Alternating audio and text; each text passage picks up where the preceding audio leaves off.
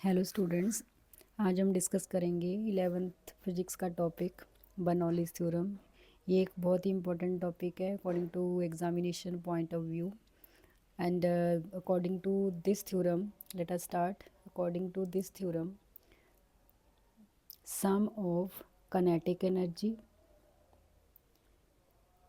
potential energy and pressure energy per unit mass is constant.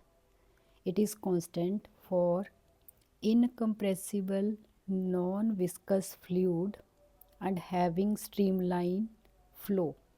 Bernoulli's theorem is applicable for a fluid having streamline flow and it should be incompressible and non-viscous. इसमें हमें क्या करना है तीन type की energy find करेंगे, kinetic energy, potential energy and pressure energy. Then तीनों का जो सम होगा वो हमें प्रूव करना है, that is equal to constant. तो उसको प्रूव करने के लिए स्टार्ट करते हैं। फॉर एग्जांपल हमारे पास ये ग्राउंड लेवल है और इस ग्राउंड लेवल से आपके पास एक ट्यूब है और इस ट्यूब का जो एरिया ऑफ क्रॉस सेक्शन है that is non uniform. It is like this, non-uniform. It is narrow from this side and wider from this side. Height of this end of tube is pose A और इसको हम B मान लेते हैं। इस and की जो height है ग्राउंड लेवल से दैट इज़ सपोज H1 और दूसरे साइड पे जो हाइट है that is equal to suppose H2। Now जो फ्लूइड है वो ए एंड से यहाँ से इसमें ट्यूब में एंटर करेगा और यहाँ से उसने बाहर निकलना है। इस साइड पे एंड ए के ऊपर जो एरिया ऑफ क्रॉस सेक्शन है दैट इज सपोज A1 और इसके ऊपर area of cross section suppose कर लेते हैं A2। Velocity of a fluid at end A is V1 and velocity of fluid at end B is suppose V2। Now we have to find three type of energy at point A, that is kinetic energy, potential energy and pressure energy, because every fluid consists of possess three types of energy: kinetic energy because of motion, potential energy because of position and pressure energy because जो भी fluid है जैसे वो tube के अंदर flow करेगा that exert pressure on the walls of the container, because of that pressure it also have pressure energy. सो हमें क्या करना है, तीनों एनर्जी फाइंड करनी है ए पे, फिर फाइंड करेंगे बी पे, फिर हमें चेंज फाइंड करना है और चेंज फाइंड करने के बाद देखेंगे कौन सी एनर्जी कम हो रही है कौन सी एनर्जी बढ़ रही है। बट इसमें according to law of conservation of energy, energy can neither be created not destroyed but be can change one form of energy into another form. Means हो सकता है इसमें ए से बी तक जाते हुए kinetic energy and potential energy pressure energy में convert हो जैसे फ्लूइड फ्लो करेगा ए से बी की ओर। Let us discuss first of all end A. End A पे velocity of a fluid is V1, area of cross section is A1, mass of liquid entering from here is m and mass leaving the end B that is equal to again m। जितना मास liquid का पर second में and A पे enter करेगा उतना ही mass liquid का and B पे पर सेकंड में बाहर जाएगा and density of the fluid is suppose rho. Now we have to find first of all kinetic energy। kinetic energy at end A that is 1/2 m V1 square and kinetic energy at end B that is equal to 1/2 m V2 square. Now we have to check whether energy at B is greater than A or A is greater than B। इसके लिए हमें क्या use करना है, equation of continuity. According to equation of continuity A1 V1 is equal to A2 V2। Area of cross section and velocity at end A दोनों का product constant रहेगा तो इससे हमारे पास क्या रिजल्ट आता है, velocity is inversely proportional to area of cross section. अब हमारे पास इस फिगर में जो ए का एरिया है वो ज़्यादा है, अगर एरिया ज़्यादा होगा तो वेलोसिटी कम होगी और बी पे एरिया कम है तो इसलिए इसकी वेलोसिटी ज़्यादा होगी। इट मीन्स कि यहाँ वेलोसिटी ज़्यादा है तो किनेटिक एनर्जी भी ज़्यादा होगी और ए पे कनेटिक एनर्जी कम होगी। मींस जैसे फ्लूइड ए से बी की ओर जाएगा उसकी जो कनेटिक एनर्जी है दैट इज़ इंक्रीजिंग। तो अगर हमें चेंज फाइंड करना है तो चेंज कैसे फाइंड करेंगे, ज़्यादा वाले में से कम में को माइनस कर देंगे, means energy at B minus energy at A. So change in kinetic energy, delta kinetic energy is equal to 1/2 mv2 square, B की एनर्जी बी एंड के ऊपर एंड ए एंड के ऊपर जो एनर्जी है दोनों को हमने माइनस कर दिया, that is change in kinetic energy. It means A से बी तक जाते हुए फ्लूइड की कनेटिक एनर्जी इंक्रीज हो रही है। Now come to potential energy. Potential energy at end A find करेंगे, that is equal to mgh1 because height of end A is h1 and height of end B is h2. Here energy will be mgh2, here energy will be mgh1. Therefore potential energy at end B is equal to mgh2. Diagram से clear है कि जो B की height है वो ज़्यादा है as compare to A। अगर हाइट ज़्यादा है तो पोटेंशियल एनर्जी बी पे ज़्यादा होगी, ए पे कम होगी। It means potential energy also increases as fluid move from A to B. So change in potential energy कितना होगा, that is equal to mgh2 minus mgh1। It means A से B तक जाते हुए potential energy also increases. Next last is pressure energy. Pressure energy को हम P R से denote कर देते हैं। Pressure energy at end A is equal to, pressure energy का formula is pressure into volume, P D V. Chemistry में हम ये फॉर्मूला पढ़ते हैं कि work done by the gas, work done on the gas, that is P D V. But volume is equal to P into area into distance. But if time t is equal to 1 second, then distance becomes equal to velocity. Therefore, at end A, pressure energy is P1, pressure is P1, area of cross section A1, velocity is V1 because distance is equal to velocity for per second. Then pressure energy at end B, that is equal to P2 A2 V2. Now we have to find the change. Change कैसे find करेंगे, अब A2 V2 और इसमें आ रहा है, A1 V1 इसमें आ रहा है, इन दोनों का जो प्रोडक्ट है that is equal to constant. It means अगर A ज़्यादा होगा तो V कम होगा, V कम होगा तो A ज़्यादा होगा, तो दोनों का जो प्रोडक्ट है that will remain constant. So pressure energy कहाँ पे ज़्यादा होगी, A पे या B पे, वो कहाँ से डिसाइड होगा कि फ्लूइड को एंटर कराने के लिए कितना वर्क हुआ और फ्लूइड को बाहर ले जाने के लिए कितना वर्क डन हो रहा है। अब यहाँ से हमने फ्लूइड को एंटर कराना, it means we have to do some work. जब हमने लिक्विड को, फ्लूइड को यहाँ से एंटर कराया तो वर्क हो रहा है, लेकिन जो लिक्विड एक बार यहाँ पे एंटर हो गया उसको अब यहाँ से बाहर आना है तो वो अपने आप जाएगा, मीन्स ज़्यादा वर्क डन नहीं करना पड़ेगा। It means work done at end A is greater than work done at end B. So pressure energy A से बी तक जाते हुए प्रेशर एनर्जी की वैल्यू डिक्रीज़ होगी। मीन्स कि डेल्टा प्रेशर एनर्जी चेंज कितना होगा, प्रेशर एनर्जी डिक्रीज़ हो रही, मीन्स ए पे ज़्यादा है, ए पे वैल्यू है P1 A1 V1 और B पे वैल्यू है P2 A2 V2।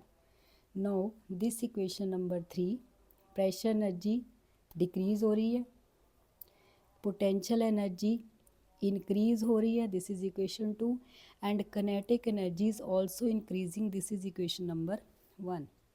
अब अगर हम एनर्जी को ना क्रिएट कर सकते हैं ना डिस्ट्रॉय कर सकते हैं, but it can change from one form to another. It means जितना कनेटिक और पोटेंशियल एनर्जी बढ़ेगी वो कहाँ से आया है, वो आया है प्रेशर एनर्जी जितना डिक्रीज़ होगा। जितनी प्रेशर एनर्जी डिक्रीज़ हुई एंड ए से बी तक जाते हुए उतनी कनेटिक एनर्जी बढ़ गई है और पोटेंशियल एनर्जी में भी कन्वर्ट हो गई। It means pressure energy is converted into kinetic energy and potential energy.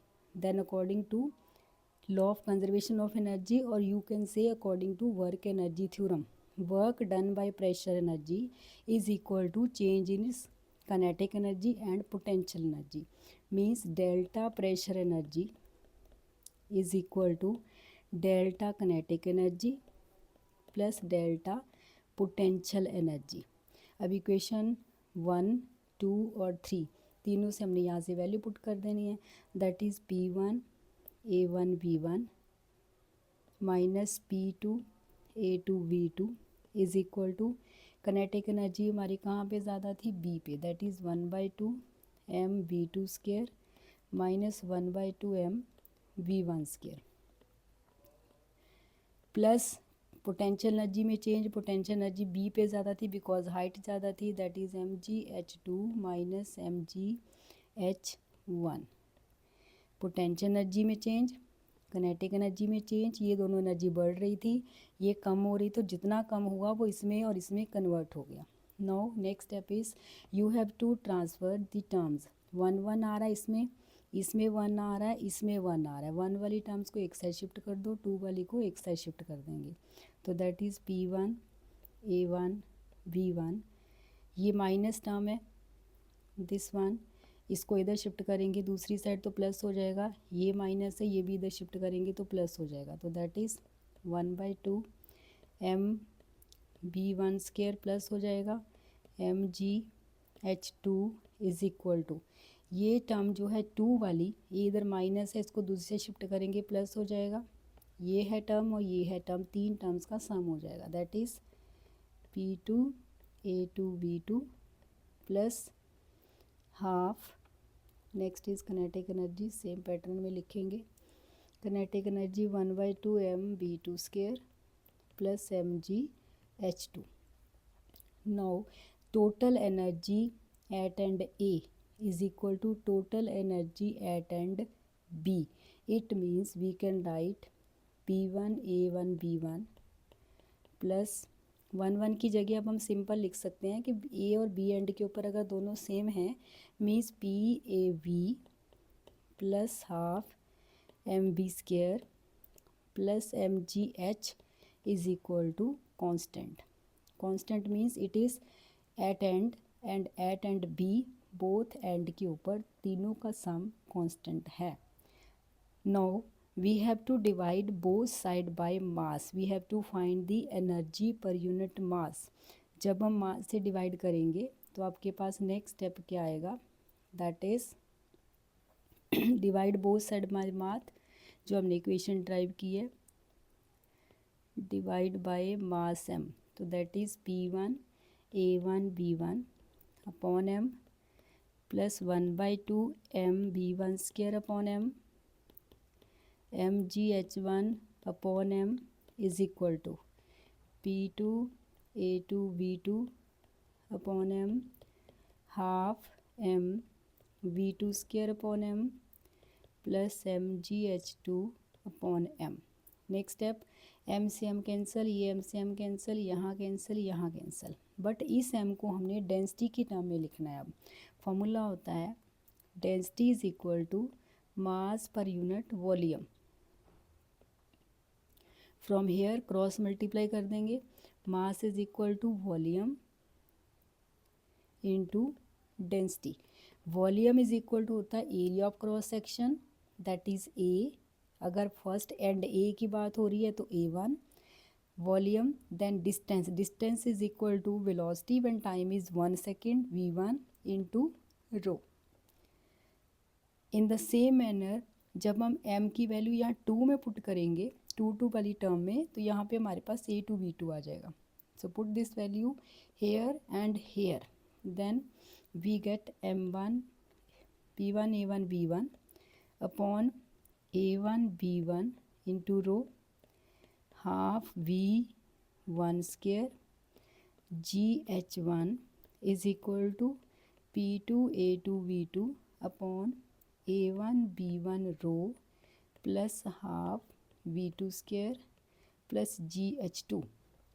M cancel. Now again यहाँ पे A1 B1 cancel, A2V2 cancel, sorry यहाँ पे A2V2 लिखना है हमने, बिकॉज 2 की टर्म में वैल्यू पुट कर रहे हैं तो यहाँ पे 2 आ जाएगा। तो ये टर्म कैंसिल करने के बाद क्या बचेगा, P1 upon rho half V1 square plus GH1 is equal to P2 upon rho half V2 square plus GH2। It means अब यहाँ पे जो टर्म्स हैं, first is it is pressure upon density, it is known as pressure head, this is known as velocity head, this is known as gravitational head. तीनों का sum that is equal to constant and this formula is for sum of pressure energy, kinetic energy and potential energy per unit mass, because हमने किससे divide किया था, mass से, per unit mass is equal to constant and we can write it as, next is we can write it as P upon rho half V square plus GH is equal to constant and this is known as pressure head, pressure head, this is known as velocity head and this is known as gravitational head। तीनों का sum for a streamline flow equal to constant and this is for per unit mass. Now next form of Bernoulli's theorem is we can multiply this rho on both side, दोनों side multiply कर देंगे। अगर ये last equation देखें, इसमें रो को इधर multiply करेंगे, रो को इधर मल्टीप्लाई करेंगे तो आपके पास नेक्स्ट फॉर्मूला क्या बन जाएगा, that is P upon rho into rho, हम रो से मल्टीप्लाई कर रहे हैं दोनों side, half into rho into V square, rho into GH is equal to constant, और रो से rho cancel, that is P plus half rho V square plus rho GH is equal to constant and this is known as energy per unit volume is equal to constant. This is for per unit mass and this is for per unit volume. Pressure energy, kinetic energy, potential energy per unit volume is equal to constant for streamline flow and fluid should be non-viscous, incompressible. And this is the Bernoulli's theorem and these are the three form. First form is this one. This one is the first form, highlight कर देते हैं इसको हम, this is first form of Bernoulli's theorem and this is second form of Bernoulli's theorem, this is for per unit mass and this last is for per unit volume. These are three forms of Bernoulli's theorem. Next come to the applications of Bernoulli's theorem. First application is, अगर आपके पास दो balloons हैं, जैसे हमने यहाँ से इसको दो बैलून्स को टाई कर दिया और बीच में यहाँ पे एक स्ट्रॉ के साथ अगर हम ब्लो करेंगे, ब्लो करने की वजह से ये बलून जो हैं वो एक दूसरे से दूर जाने चाहिए लेकिन ये एक दूसरे के पास आएंगे। उसका रीज़न क्या है, जब हम यहाँ पे बीच में ब्लो करेंगे तो जो विंड की स्पीड है वो इंक्रीज़ हो जाएगी। अगर विंड स्पीड इंक्रीज़ हो जाएगी तो प्रेशर यहाँ पे डिक्रीज़ हो जाएगा, बट इस साइड पे प्रेशर ज़्यादा है और इस साइड पे भी प्रेशर ज़्यादा है, जिसकी वजह से एटमॉस्फेरिक प्रेशर की वजह से ये बैलून एक दूसरे के पास आएंगे। तो इसका कॉन्सेप्ट क्या है, high wind speed accompanied by low air pressure. अगर विंड स्पीड हाई होगी तो उस टाइम पे प्रेशर लो होगा, both are inversely proportional to each other. Next is, अगर बहुत ज़्यादा विंड स्ट्रॉम है, बहुत तेज़ हवा चल रही है बाहर, तो कई बार क्या होता है कि जो ये घरों की छतें हैं, that is roof made up of some lighter material, तो क्या होगा, ये उड़ जाएंगी। रीज़न क्या उसका, अगर बाहर स्पीड ज़्यादा है विंड की तो प्रेशर लो हो जाएगा, लेकिन इनसाइड द हाउस अगर हम अंदर बात करें तो वेलोसिटी जो उस विंड की है वो कम होगी एज़ कम्पेयर टू आउटसाइड, तो प्रेशर ज़्यादा होगा। इस प्रेशर की वजह से ये जो रूफ है that may blown off. This is also application of Bernoulli's theorem. Next is wings of the aeroplanes are designed in such a way कि इनके अपर एंड के ऊपर जो स्पीड ऑफ विंड है that is greater as compare to lower end, जिसकी वजह से यहाँ प्रेशर हाई होगा और यहाँ प्रेशर लो होगा. एंड इस प्रेशर डिफरेंस की वजह से एरोप्लेन को लिफ्ट मिलेगी, जिसकी वजह से वो टेक ऑफ कर सकता है. And one of the most important application from your daily life experience, that is if अगर ये रोड है, इस रोड के ऊपर कोई भी एक हैवी व्हीकल मूव कर रहा है और यहाँ पे एक स्मॉल व्हीकल है, जैसे 2 व्हीलर हम बोल सकते हैं, बाइक है, जहाँ कोई एक्टिवा है, अगर आप उसके ऊपर स्पीड से चल रहे हो और साथ में एक हैवी व्हीकल आपको क्रॉस करता हुआ जा रहा है, तो जैसे ये क्रॉस करेगा आपको ये लगेगा कि ये व्हीकल जैसे क्रॉस करके निकला ये आपको अपनी ओर अट्रैक्ट कर रहा है. उसका रीज़न क्या है? सेम रीज़न, बीच में जैसे ये व्हीकल ने क्रॉस किया तो यहाँ पे विंड की स्पीड इंक्रीज़ हो जाएगी. अगर विंड स्पीड इंक्रीज़ हो जाएगी तो प्रेशर डिक्रीज़ हो जाएगा. अब यहाँ प्रेशर कम है लेकिन इस साइड से जो एटमॉस्फेरिक प्रेशर है वो ज़्यादा है, जिसकी वजह से प्रेशर डिफरेंस की वजह से आप इसकी ओर अट्रैक्ट होते हुए फील करोगे. That's all for today. Thank you.